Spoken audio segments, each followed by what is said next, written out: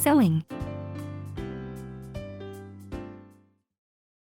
Before connecting the machine to the power supply, make sure that the power is switched off.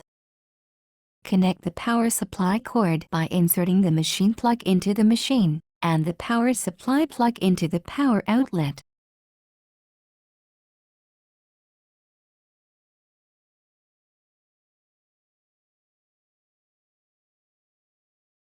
Turn the power switch on.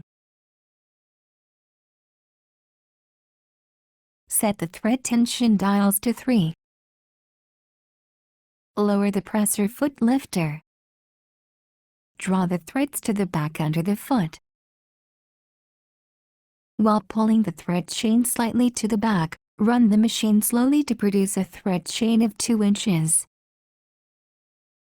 Insert the fabric under the toe of the foot. Start sewing slowly.